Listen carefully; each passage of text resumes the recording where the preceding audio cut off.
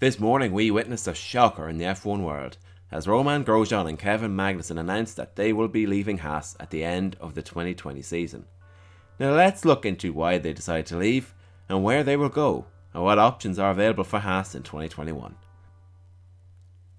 Jungle.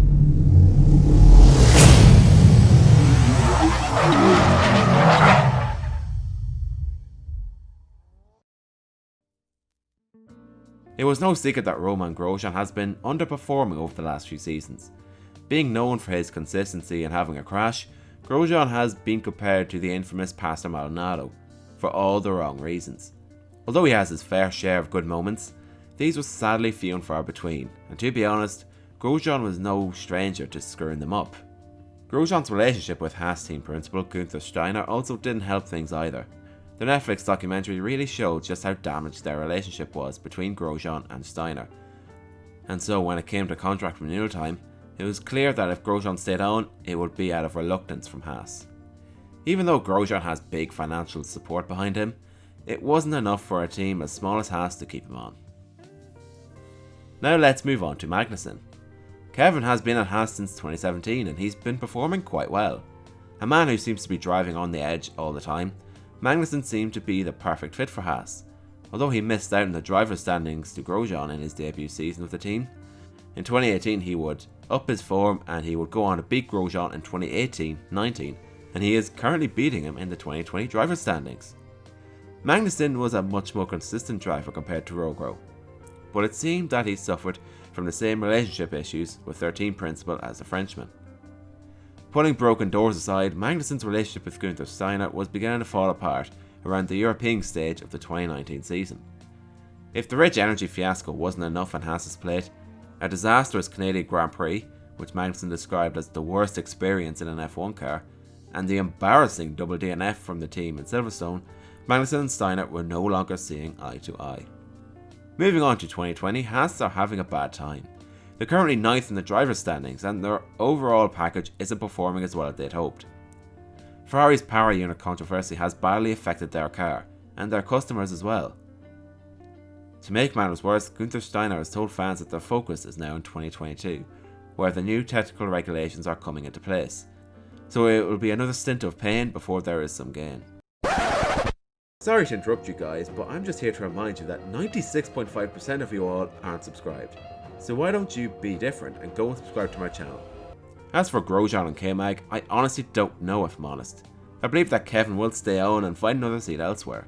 My personal preferences would be Alfa Romeo, maybe Renault if Ocon is dropped, or maybe even Red Bull if Albon is given the boot. Like, it's unlikely, but I think that a driver with the racecraft and mentality of Kevin Magnussen is exactly what Red Bull are looking for. As for Grosjean, I think Romain will close the curtains on his F1 career and race elsewhere, maybe Formula E or the World Endurance Championship. As for replacements, Haas have a decent selection of drivers available.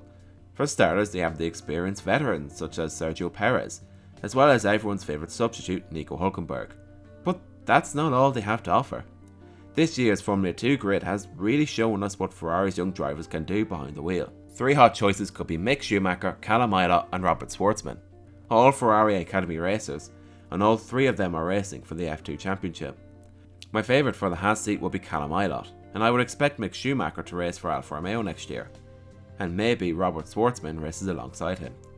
However, there is a dark horse. Down in 6th place in the F2 standings lies Nikita Mazepin, a man with more money than talent, a Lance Stroll just more shit.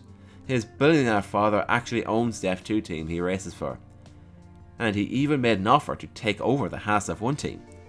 Despite being a Mercedes Academy driver, Mazepin seems set to race for Haas in 2021, with rumours saying that he is finalising a 2-year deal with the team as we speak.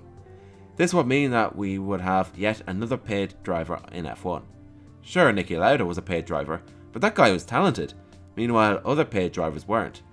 It is a painful fact that to get into F1 you have to pay the price, and to be fairly honest, an extra bit of cash from Haas wouldn't go amiss.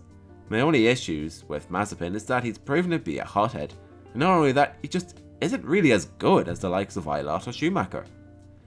So what can we conclude here? A lack of form and a burnt bridge between Haas's team principal and its drivers played a vital part in the team's decision to drop both of them.